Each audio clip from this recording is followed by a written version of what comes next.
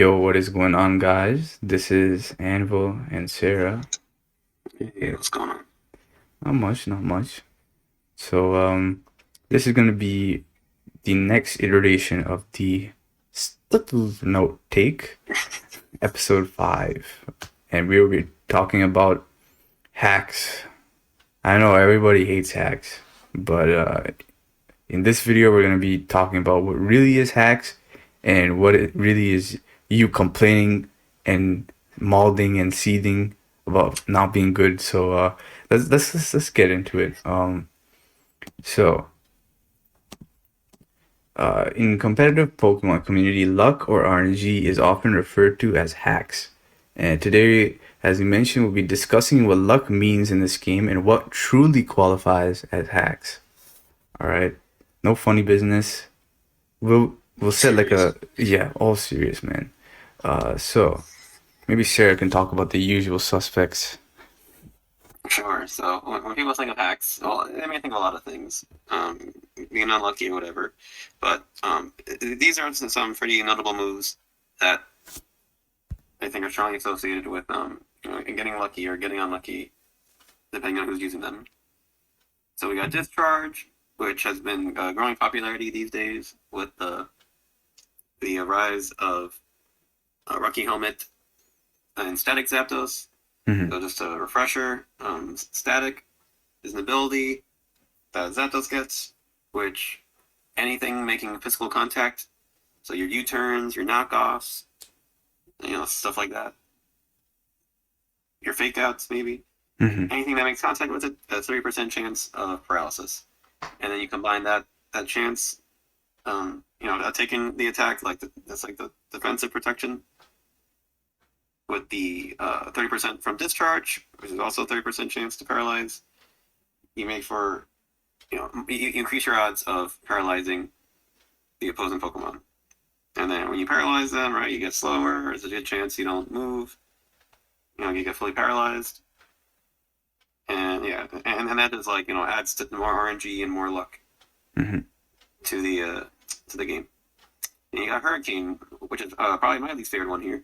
Oh yes. So it misses 30% of the time, but also has the 30% of the time to confuse. And it really sucks hitting yourself with confusion. Confuse Ray, which is the move that always gives confusion. You don't really see that too much outside of maybe low ladder Hmm. generally, but with Hurricane, that's one of the few times you encounter confusion, relatively consistently. I won't say consistently, but more common than any way else, especially in like a more higher parts of the ladder, or maybe even in a tournament. I had to. I'm not gonna stop complaining about that game. But anyway, yes. So it misses just as much as it hits. So there's some luck right there. You got a 30% chance to get confused, and then what was it? It's a 50% chance to hit yourself with confusion. Is that what it is?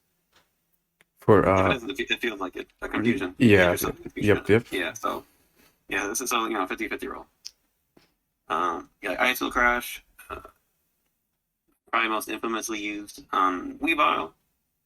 That's the strongest ice stab. Hmm. Well, I should say strongest reliable ice stab. I think it also gets Avalanche, which could be stronger, but you're not going to use Avalanche on Weavile. True. Anyway, so 10% chance to miss, but that 30% chance to flinch, which I definitely lost some games like that, Hmm. I don't know, I think I got double flinched on my Keldeo once end game, but that was just on the ladder, so, it's more silly than anything. You have Iron Head, similar, steel version, most commonly seen on your Excadrills, your Bisharps, um, sometimes Metagross if you're afraid of missing with Meteor Mash, Oh, yeah, true. things like that. Yeah, so this is a mess. Okay, stab option, but the fun chance could be really clutch or really damning, depending on what side you're on. Hmm. Then you got Moonblast, which is kind of like a Hurricane in the sense because it's not permanent necessarily. The 30% chance to drop your special attack by one stage. It sucks, but you could switch out, in many situations, and it doesn't affect you anymore. Unlike a permanent status, like a burn or paralysis or whatever. But it can be really annoying. Mm-hmm. And the 95 base attack, there aren't many moves nowadays that are base 95 anymore after the shift from Gen 5 to Gen 6 when a lot of attacks got nerfed. So Moonblast being one of the few, well, it was new at the time, but it was one of the few spammable 95 base power moves. That was really good. So, yeah, that's definitely see that's a lot on Clefable. Mostly Clefable. But, you see Clefable a lot generally. And then finally Scald, probably the most infamous one here. So the pretty spammable water attack. It's a little bit weaker than Surf, but that 30% chance to burn just makes it so enticing to use and so scary to switch into. Yep. True. And there's definitely more instances. Like, if we want, we could get into just things like paralysis, getting fully paralyzed, the confusion, like I mentioned earlier, the chance of hitting yourself in confusion. If someone uses Attract, I don't know if that's competitively viable. It's not Gen 2 anymore, which even then was kind of like a niche thing, but we won't get into that. But, yeah, so these are attacks that have pretty much RNG baked into the attack. So the chances of them happening are more expected compared to like a 10% from a flamethrower, for instance. So these are the secondary effects that you're definitely more afraid of, or you shouldn't be surprised when they activate. True. So you may see this list and you can probably think of other stuff that comes on the top of your head as well. But as Sarah said, these are probably the main culprits, just because they have the highest chance of these things to occur. 30% is pretty solid, and oftentimes that these types of moves are used intentionally for the chance to proc their secondary effect. And yeah, we'll get into it, but let's go on to the next slide where what if I were to tell you those previous examples were not true hacks? So What? yeah. So as I mentioned previously, a lot of people use those moves to activate those effects, and in that case, it's oftentimes just better to just assume that the second effect is gonna happen, especially when you're hitting the high 20s and 30% chance of stuff to occur. So yeah, guys. Changes everything. Yep. So it might this video might change the way you look at it, but hopefully it'll make you play a bit better and around this sort of stuff. But Be better, folks. Yep. So let's get into it. So let me explain. Please do. In our opinion, hacks is 10% or less, take it or leave it. You may be asking us, okay, 10%, come on, guys. I think hacks is 5% or less. Well, in our opinion, just playing the game, I think 10% is a good benchmark to call hacks, I would say. And you may be asking, what's the point of this opinion? It sounds pretty useless to me. Well, when you have a benchmark of what hacks is, then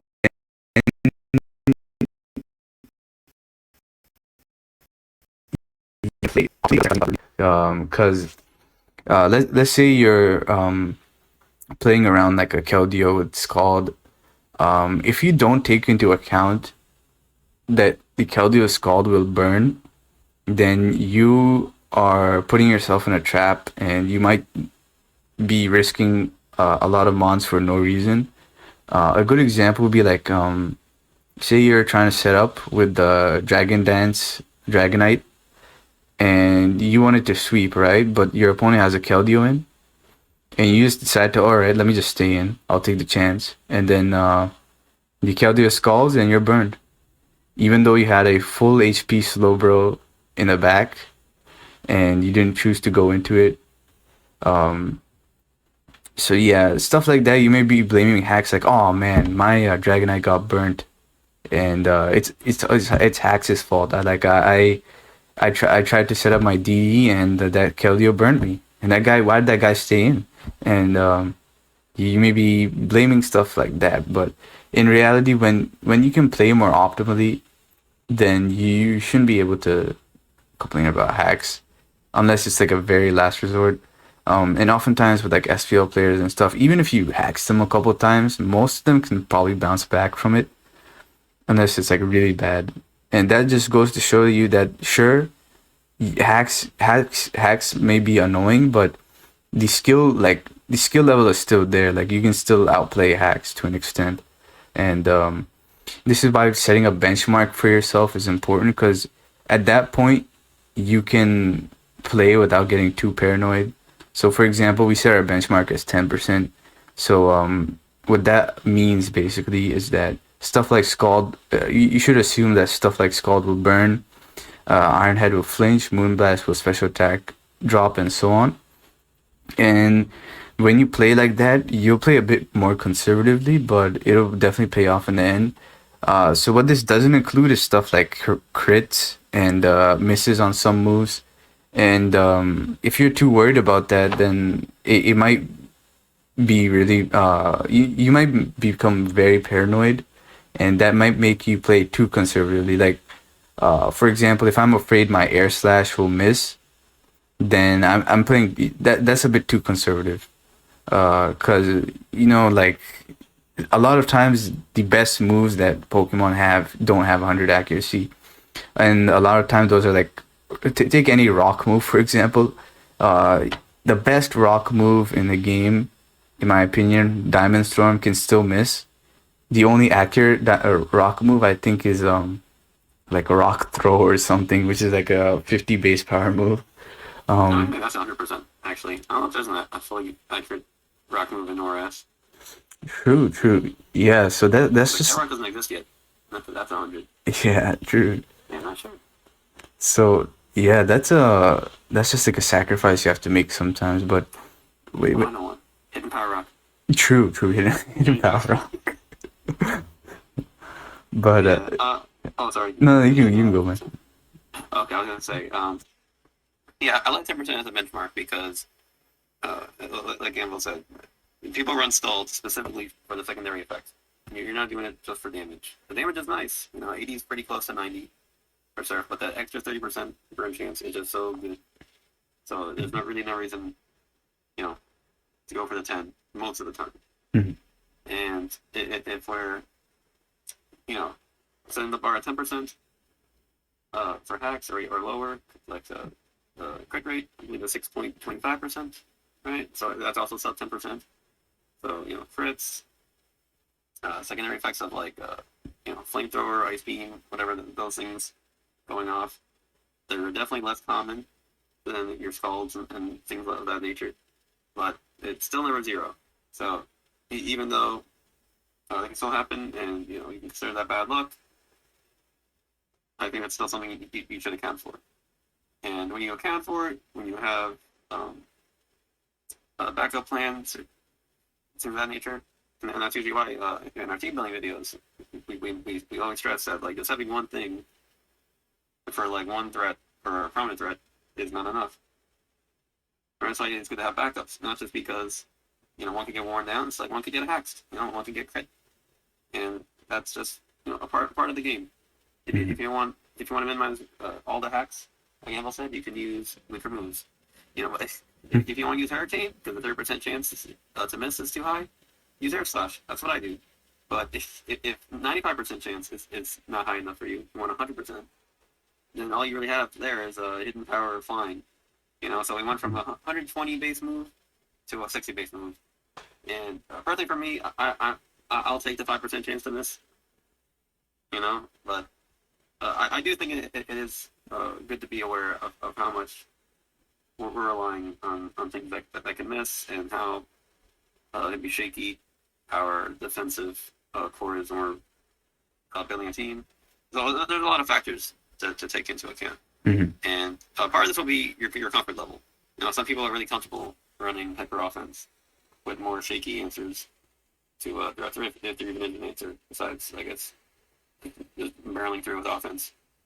So find the playstyle that you like. Find, I guess, the hack level you're okay with.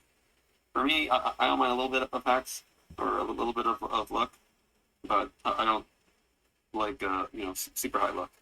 So I may not use Stone Edge for most sets if I can avoid it, unless I need to get the Oko and I can't get it with Rock Slide. But for many things, if I just need a if I just need to knock out like the Volcarona, Rock Slide is fine. So I'll take the 90% accuracy over the 80%. In that case, the use of that move is just for like 1 or 2 or 3 threats or something. So I'll take the 10% miss over the 20% miss because it doesn't make sense to invite the 10% chance of hacks in there when I'm only needing it for like a few threats. True. So these are things to tap yourself. If you just need to like a little bit of a damage or whatever, or you're not relying on it, then go for pure power. And you're not sad if you miss. That's also why I use Focus Blast if I were to use Keldeo, because it's the strongest stab move. The 120 base fighting move coming off of Keldeo's special attack stat. That's really good. It may miss, and I expect it to miss. Like we said with the skull burning, I expect Focus Blast to miss. Sure. When it doesn't miss, I'm like, oh nice, pleasant surprise. So but that's the price you pay for power sometimes. Mm-hmm. So it really just, like I said, depends on what you're comfortable with.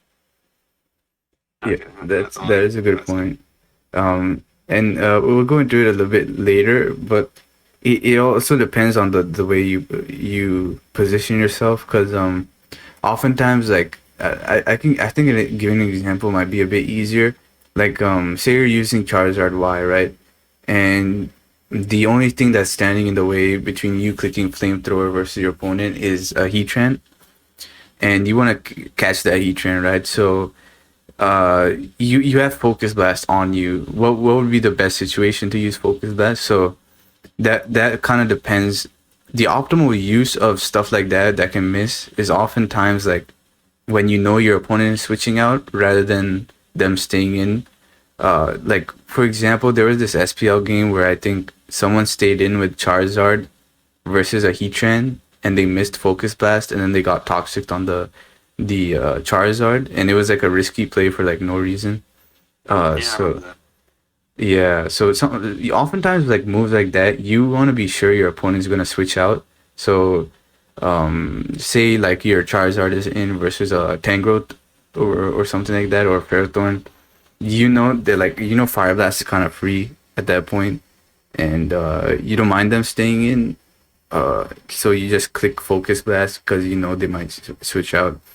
And that's one case where it can work, where like even if it misses, it's not too much of a problem because they switched out and they can't hit you back. But yeah, there's more situations like this where like you can minimize the hacks, but if you know how to play a little bit more aggressively. But yeah. So I'm playing the odds. You know how to play the odds. Mm-hmm. All right. So moving on to the next one. So. As we mentioned before, playing with the assumption of secondary effects might cause you to play more conservatively than normal, though it can mitigate the risk of getting hacks at the expense of being predictable. And if you have no other choice, you might just be forced to risk the hacks anyways. And example that we gave before, the Dragonite and the Keldeo. If you have no other option, then yeah, you kind of have to Dragon Dance in front of the Keldeo to have a shot at winning. And sometimes making the play inviting hacks is actually the right play. And oftentimes that is true. If you're backed against a corner, you kind of have to do that in order to have a shot at winning. And I think a famous example, was that Blunder versus CVB game, where Blunder switched his Metagross into, I think it was a Empoleon Scald.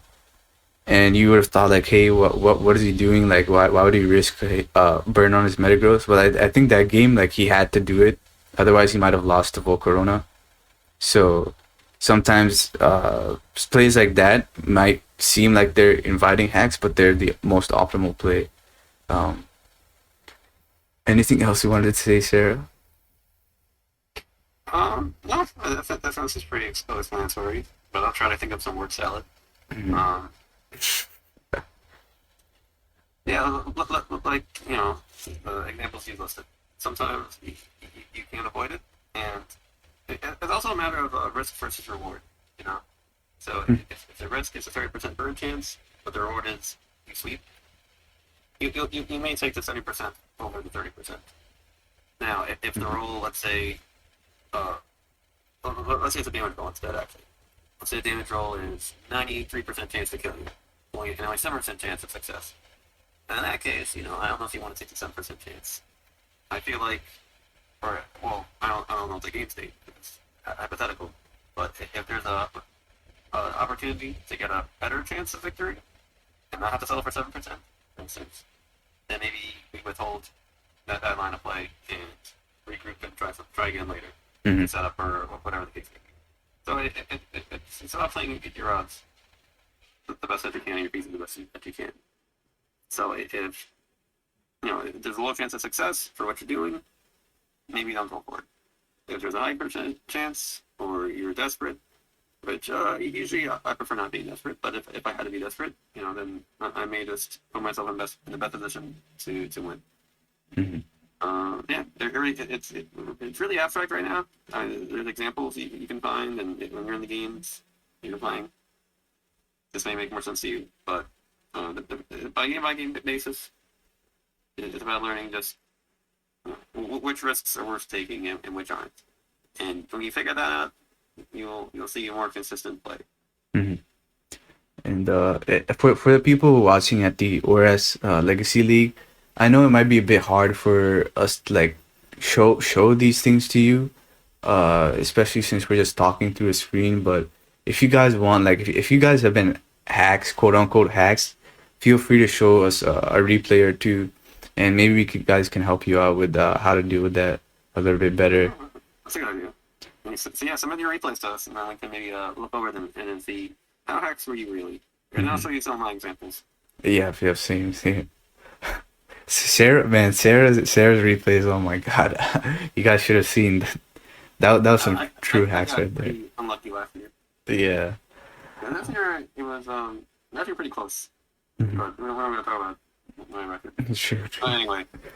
But yeah, go to the next one. Yeah, feel free to drop any replays if you guys want. We'll be glad to help you guys. All right. So here's some things that can help reduce hacks. Okay, what we got here? We got a Lumberry.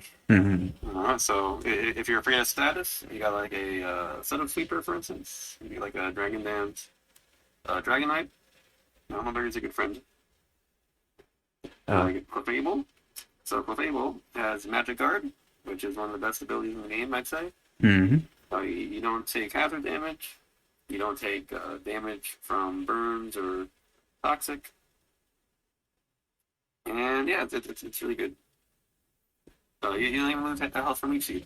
So if you're predicting like a status move or something like that, you can switch into your Clefable. There you go. Oh god, I was saying the champ. It's a different fighting type in my head. Breloom has some nice things going for it. It's got Spore, you can put stuff to sleep, and that could threaten out potential sweeper. It's got the priority, the Mach Punch. It's got Technician Rock Tomb, if you want to do that. It's got Leech Seed. It's got Substitute. It's got so many like tools to really disincentivize setup against it. Yeah. Like usually when you bring a Breloom, it forces your opponent to switch out or rethink what they're doing. And something I want to mention real quick about like Substitute. So when you're behind a sub, you won't get like hacked, or like there's a couple of exceptions where like if the opponent has like a multi-hit move or something, but you won't get paralyzed behind a sub, you won't get confused behind a sub, you won't get flinched behind a sub. So it really like Substitute really helps versus a lot of that sort of stuff. And additionally, like Breloom is similar to Clefable, where like it can also function as a it can take a toxic. Yep, exactly. So you don't have to worry about getting paralyzed or burnt or that sort of stuff either. Yeah, a similar mod we can put here too would be Glycore. Because Glycore also gets the poison heals and it's got recovery and roost. So Pretend it's a Glisberger too, even though it's not great in this meta. True. Yeah, Slowbro. Speaking of, where Glisberger's been great. Got Slowbro. It's got the T-Wave, the Regenerator, the Recovery, and Slack Off. It's got Scold. So it's fine. It's got a lot of ways to dish out hacks and a lot of ways to reduce hacks. And if you're talking about Mega Slowbro specifically, when it gets to Shell Armor, it actually stops hacks altogether. Well, no, all hacks altogether, but it stops crits altogether. Mm-hmm. Because Shell Armor prevents critical hits. So if you're setting up for Calm Mind Sweep, or if you're really evil, you got like a Calm Mind, Iron Defense, Rest set. Oh, yes. Then basically, they have to either haze you, they have to roar you out, they have to, do something wacky to prevent you from just sweeping them out right. Mm-hmm. So if you really don't like hacks, maybe run Mega Slowbro, set up and see what happens. Tornadus, one of the best ones in the tier. So fast toner, has taunt, prevents setup. It has regenerator, so even if it doesn't get crit, it's generally pretty bulky. So unless it's like a super effective crit, it will probably live. Either you turn out or just hard switch out and regain your HP that way. Yep. Yeah, I feel like Tornadus is not a Pokemon that's generally gonna get hacks. Hacks that as easily as it, because it's not passive. It's always coming in only to like you turn out or whatever, or knock something off. So, it's got a lot of utility moves, like we said. So you got your Smackdown, you got your close combat, Heat Waves, Knock, U-Turn, Hurricane. Not bad. All these anti-hacks mons also have their own hacks built in. True. How nice. Anything else I want to say about Tornadus I forgot? I think you hit the nail on the head. Like Tornadus and Slowbro, that regen in general is like a really good way to mitigate hacks, especially from like getting flinched and crit, like you said.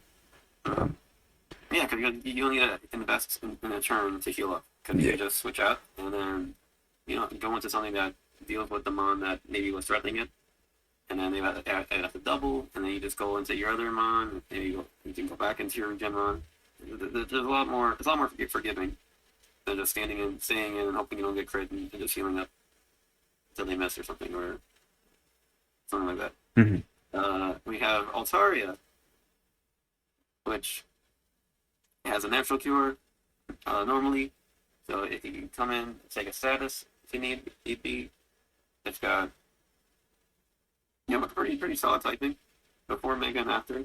Mm-hmm. Like Dragon Flying has a lot of nice resists and immunities. The ground immunity, fire, water, grass. It doesn't have electric because it's flying, but fire, water, grass, those are nice.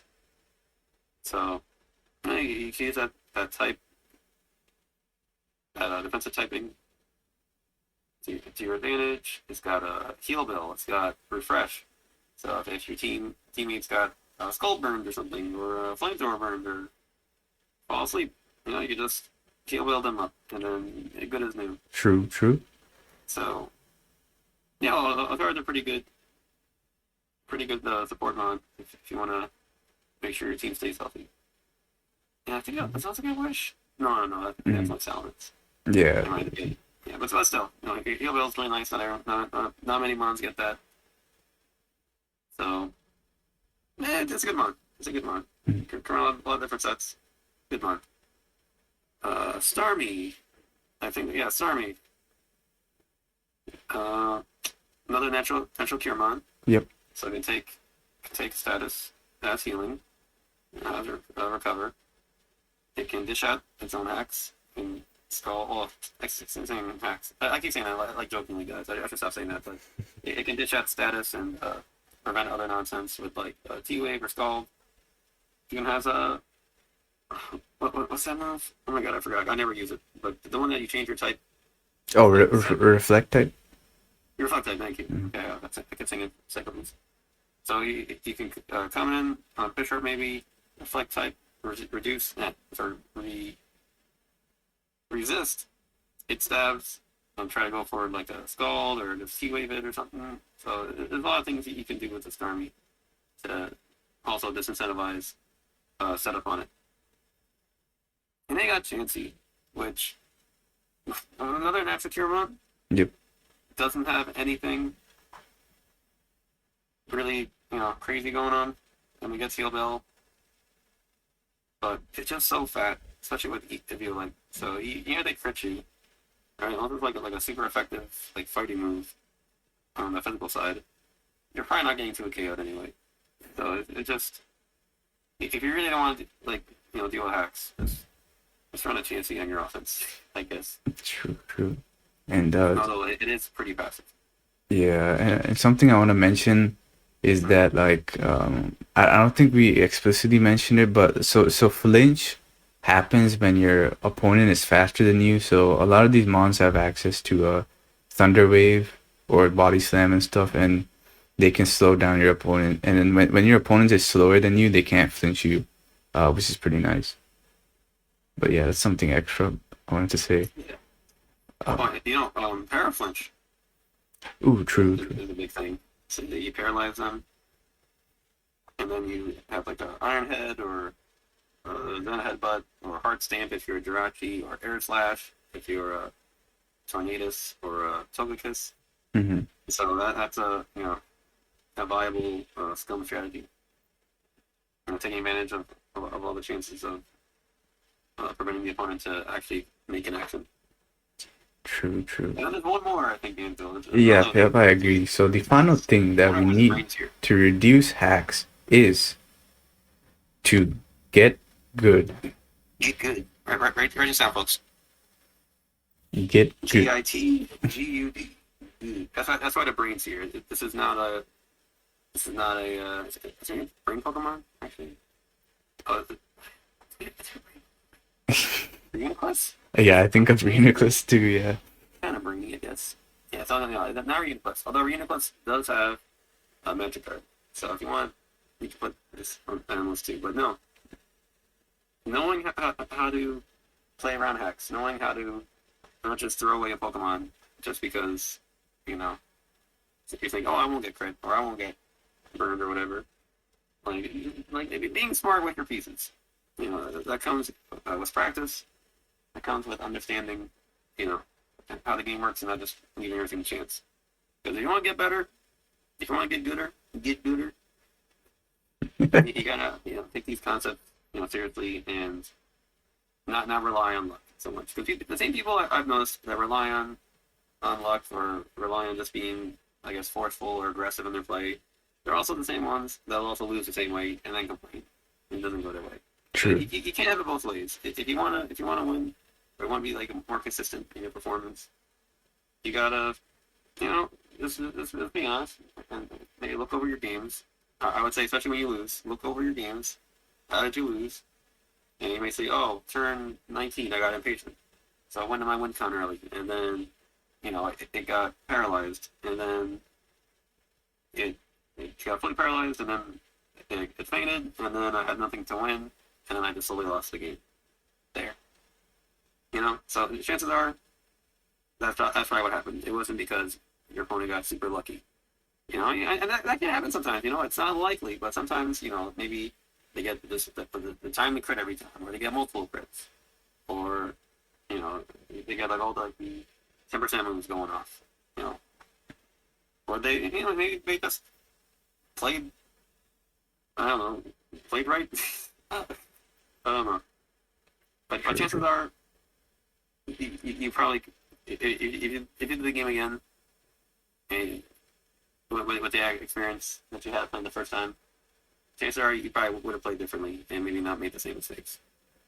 Yeah, true. That is a good point. Like, oftentimes the people I see complaining about hacks, they try to switch up their the way they start playing weird, but it's so odd. I don't know how to describe it, but instead of mitigating hacks, they start taking more risk out of frustration, and then it ends up backfiring on them. I think, for example, I feel like examples are the best way to go for this because we can't really show you that much. But say you're facing a Jirachi, right? And you're kind of mad that Jirachi is punching you down, so you want to take it out. So you instead of going into like Slowbro or something that can eat Iron Heads, you go into like Extra Drill because you're just frustrated and you want to take it out. And then what ends up happening is the Jirachi just flinches the Extra Drill down, and then you're even mad, more mad than you were before, and then that just goes down a downhill spiral, and oftentimes stuff like that definitely you want to take a break after that. You shouldn't keep playing if you're playing like that. Yeah. I call it sometimes kind of like the gambler's fallacy, where like, oh, I've been hacked enough already. Now, if I go for it, then the hacks will write itself. But it's never like that, or it's usually not like that. So sometimes you're unlucky, or while stuff doesn't go your way, maybe different secondary effects. Maybe it'll be like a few games in a row. So it's not good to just abandon the game plan or just say screw it and go for game. And that's not the best course of action. True. And if you guys saw our Diggersby live, where we used flame body Moltres, we didn't like quit the game when our Moltres didn't burn the opponent. We still played on because we assumed at that point that like the Moltres might not burn, but it's fine. Moltres, the defenses are good enough to wall those mons anyways. But it was just something extra, that would be nice to have. And often, like once, I think the whole life. Yeah, true. I think once. Honestly, I think those abilities are overrated. Mm-hmm. It's nice for an attack, but if you're like waiting to get a hit to maybe get a 30% chance off, it doesn't work as well. Just in my experience, or maybe people have different experiences, or they play different. I don't know. It's just not good. But that's neither here nor there. Mm-hmm. But yeah, I'm done with this one. Yeah, same. All right, so moving on to the next one. So, then this begs the question: what are true hacks? So, maybe Sarah can give some. Oh, I know. I'm sorry. Sarah went through the entire last slide. Yeah. Let me talk about this. So, entirely untimely crits, right? So critical hit rates are 6.25 in Gen 6, and because this is less than 10%, I would classify it as hacks because you shouldn't just. It's nice to prep for a crit, but sometimes you can't help it. Like it'll just happen at the most inopportune times, and sometimes it can happen multiple times in a row. But yeah, I think one time we were using Altaria or something, and it kept getting crit like 3 turns in a row, which was unfortunate, but still pulled through somehow. Yeah, you can be hacked and still win, even if you're unlucky. Yeah, true. Sometimes it's good to get hacks because you know how skilled you are if you can come back from it, which is really nice. And another stuff is extremely low percentage damage rolls. These are kind of like really unfortunate because these can turn the game around often for you because you might get KO'd in return if your opponent survives, and that's kind of unfortunate. And most of the time, like these are really rare, but oftentimes you might want to consider like getting a certain amount of chip done so you don't have to worry about these rolls. So I say this one, the low damage rolls are more preventable than like crits and stuff. But still they're annoying nonetheless. I'd say they're probably the most annoying ones because those can really screw you over. You get so close. It's like 1%, and then they just heal up, and then you miss your chance of knocking out the mon, and then maybe sweeping. Yeah. So that's also why hazards, U-turn, and all that stuff, and never letting up momentum. That's why those are really important. Mm-hmm.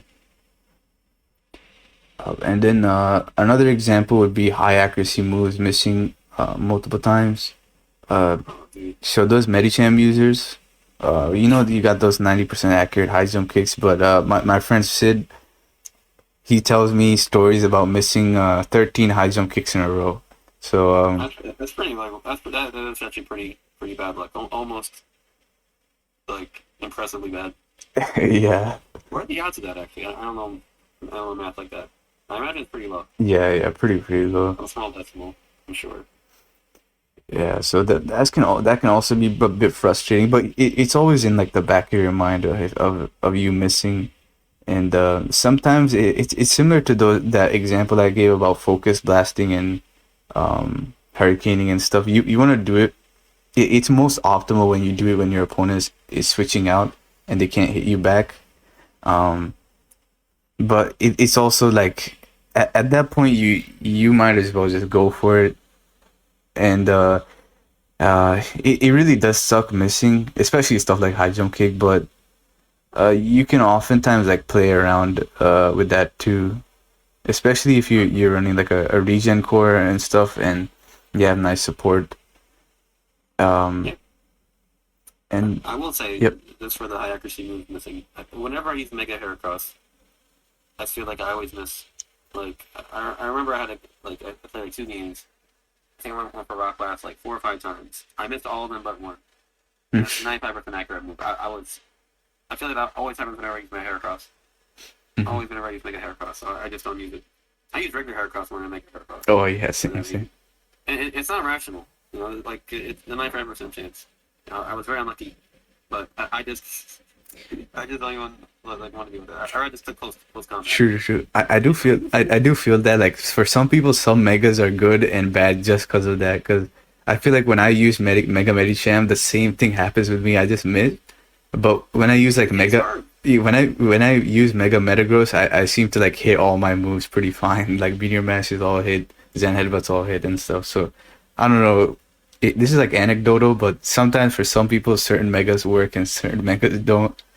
Yeah, I think that's the thing too. Like your comfort level. Like if you miss like a Meteor Mash with Mega Metagross, chances are you're not gonna die.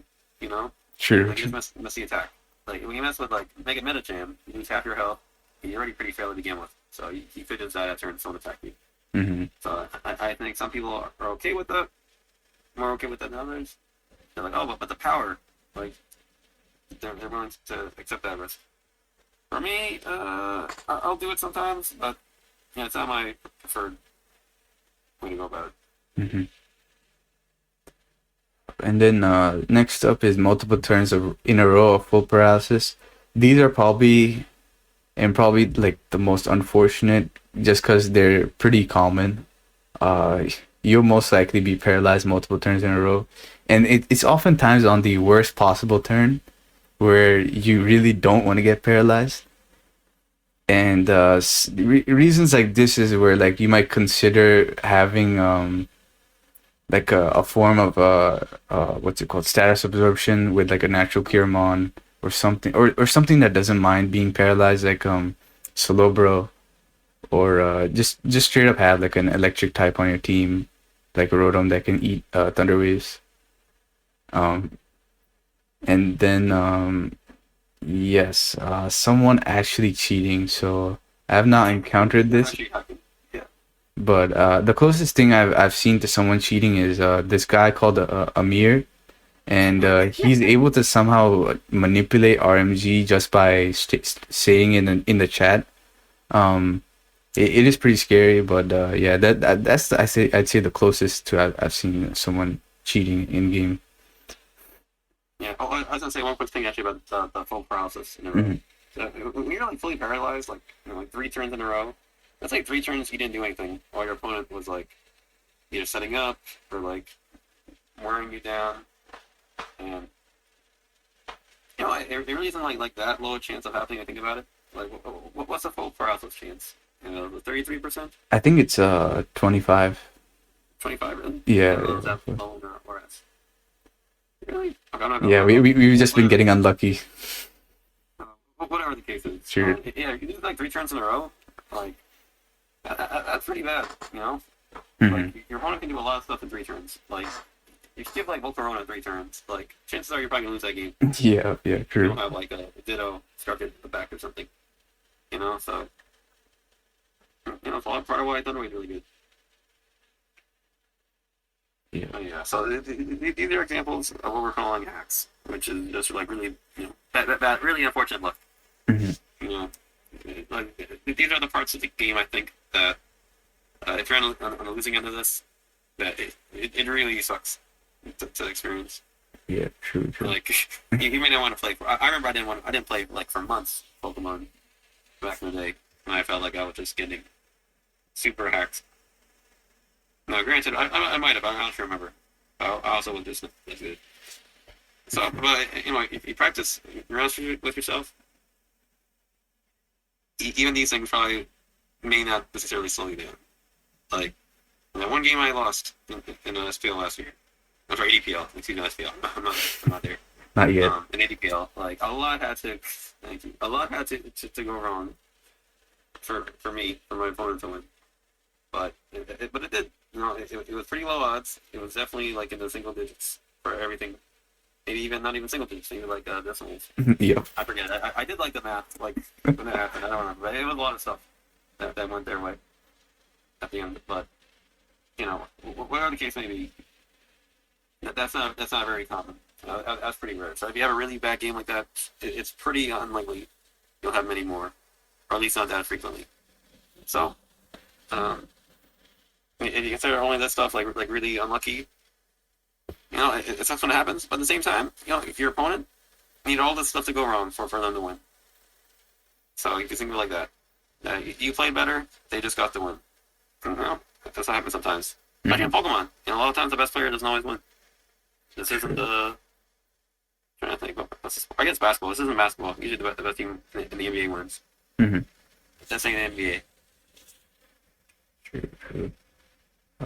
That is a good point. I know sometimes it is pretty debilitating to lose to that, but I think a good way to look at it is, like you said, like you would have won if it weren't for like the hacks, and the people who are watching you also knew who won if it wasn't for the hacks. So I honestly, that goes like as a victory in my book, because you played well, you did what you had to. The crit, like the crits or the paras, those were unfortunate, but you did the plays you needed to win. So that should be a win for you technically, even though you lost. But yeah, I think that's it for this slide. So you guys are probably gonna be surprised what comes up next. So if you can't beat them, you join them. So if you're like listening to us the whole time and you're like, you know what, I'm still mad of getting hacked, what can I do? This is what you can do. You just join them, and a lot of these times people use these mons for those very reasons. So if you keep getting skull burnt, you know what, just use Killdeer yourself. People, it is good for a reason, and that is why. And stuff like that. Basically any Scald user. So we have Keldeo here, Slowbro, the Gastro twins, and the steroid powered Super Scalder Volcanion. And these mons all do the same thing. They hit everything with their Scald and they burn. And a lot of these other mons on the list, such as Tornadus can get those nasty hurricane confusions. It's probably the main culprit of the hurricane confusions, now that I think about it. Else, really. So maybe like Pidgeot, Mega Pidgeot. Oh, true. Not really meta relevant right now anyway. Yeah, and then Zapdos, as we mentioned, the scary static Rocky Helmet discharge set that can just paralyze everything. And then we have Altaria. So Altaria, I don't think we mentioned, but it gets access to Body Slam. So oh yes. Yeah, Body Slam has a 30% chance to paralyze you, and that can be pretty annoying, especially since the Altaria's ability can boost its power, so it does hit pretty hard for a move that has a secondary effect. Clefable, on a similar note, can T-Wave stuff, and you know how those T-Waves go, and it also has Moonblast, so it can 1v1. I think we mentioned it previously in our videos. Again, 1v1 stuff like Heatran. If it's T-Wave, then it just keeps getting a special attack drops on Heatran. It can't touch it at all whatsoever, and that's how crazy Clef can be sometimes. And a lot of times, if you're using like Calm Mind and stuff, then it can really put in a lot of work, because if your opponent is trying to check you with like a special threat, like say they're trying to do it KO you with Magnezone, but you get a special attack on special attack drop on them, and you also have a Calm Mind up, then they stop being able to check you, and you kind of win in that case because they can't really do anything about it except switch out, but you can just set up again and keep going. That's how annoying Moonblast can be, to be honest. But you can play around that too. And then so I mentioned everything. So there's these last two, right? Togekiss and Jirachi. And these are mostly known for Paraflinch, as we mentioned before. Yeah, the Paralysis chance and the Flinch chance. The Flinch chance is boosted by their ability Serene Grace, which basically doubles the chance of secondary effects to occur. So something like Air Slash or Iron Head, as we mentioned, normally has a 30% chance. So you multiply that by 2, basically. They have a 60% chance to flinch you that turn, plus the 25% chance to paralyze you that turn. So it's basically like an 85% chance that you aren't going to do anything that turn, which can be really debilitating, especially like if you have no means of dealing with them. And oftentimes for these mons, you want like a really solid resist and possibly something that can T-Wave them. So for example, my go-to Togekiss switch-in would be like a Zapdos or a Rotom that can easily take Air Slashes and can possibly paralyze the Togekiss. And then my go-to for Jirachi would be like a Slowbro that can resist Iron Head and possibly T-Wave it or burn the Jirachi. And similarly, like Volcanion that can quad resist Iron Head and can possibly burn or roar the Jirachi out. But yeah, a lot of times like you can stop a lot of crazy stuff by just T-Waving it. And yeah, T-Wave taunt, status absorption are your like best friends versus these. If I most of these get like Scald or T-Wave. So the running theme today. Yeah. The ones that don't actually were notable. They just have all either good traits going for them. But yes, I think that's about it. For this, so these are the goons, right? In summary, hacks is often used to mean bad luck. However, we often put ourselves at the mercy of lady luck by our own misplays. At the end of the day, most hacks can be minimized by better play. So you basically have to get good. And as we mentioned before, feel free to post replays. We'll let you know if that's hacks or not. We have your sympathy if it isn't. If it is really hacks, we got your back. If it isn't hacks, then you'll probably get roasted, but in a friendly way, of course. I think you're right now, though. I feel like deep down we all know when they're really hacks. Yeah, true. If you don't want to admit it. But notice here, though, the word minimized. It always gets low, but never to 0. True. There's always some, there's always some chance of hacks occurring, or luck playing into it. Because I think it is Pokemon. Even like the best poker players, they're still at the mercy of how the deck's shuffled, or what cards come out, and their decision making, or things of that nature, things that you can't control. You can only you get a better idea of how to do it, and that's like Pokemon. So although we'll never be perfect, even for the best player ever, you can still lose to like some random guy on the ladder even. But there's still a reason to get better, and you can still play around it most of the time. Some games it's harder, some games it may be even probably impossible, perhaps, but most of the time, majority of the time, it can just come down to your own decision making. But also sometimes it's a bad matchup, you know. True. Like if some guy brings like I don't know, sand offense maybe, and you brought actually no sand's pretty good against everything. I think another one. Oh, maybe they brought sticky webs. You have a superior. You have like a Bisharp on your team.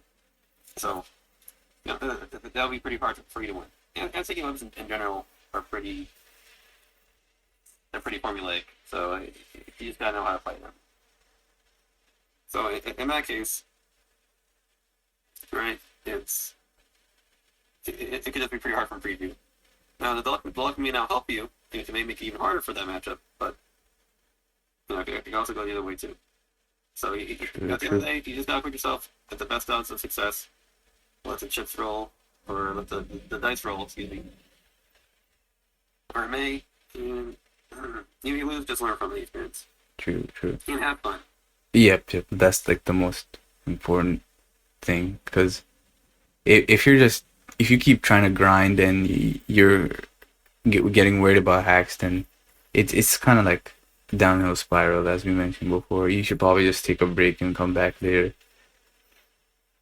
I also do want to mention, like, if you are like one of those people who tends to get hacked a lot, just because you're like unlucky or something, then it might be better to use like an offensive team compared to like a fatter one, because oftentimes, like, if you that's such a great point.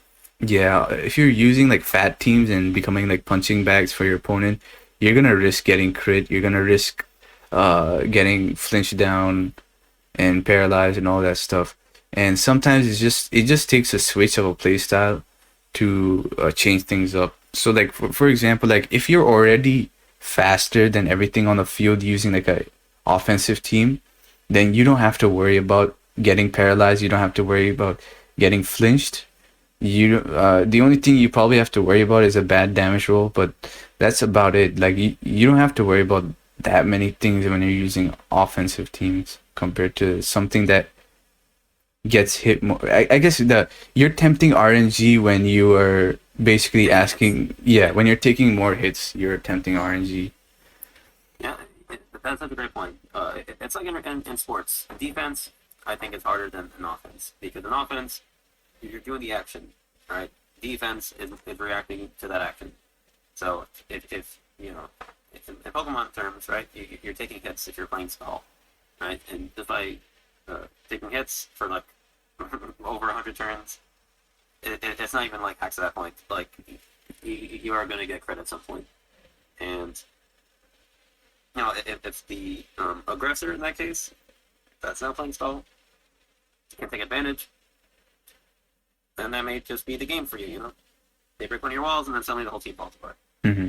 But on offense, like Anvil said, if you're the one with the momentum, if you're the one with the speed, if you're the one that's creating the pressure, and then they have to react to your play, you're not going to get hacks in that situation, most likely. What's going to happen is they may get crit, they may like take like some damage, they may have to switch around, take hazard damage, and that hazard damage may put their Pokemon in range of getting maybe 2 KO'd by one of your attacks, or even full KO'd by one of your attacks.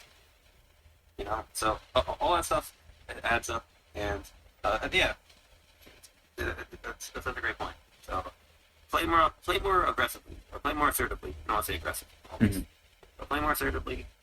Play like you want to dictate the pace of the game, and not the opponent. And you know, even if you get a little unlucky, right, if you like miss an attack or you get status, if you never let up the pressure, you know, chances are you can, you'll have a real shot at winning. True.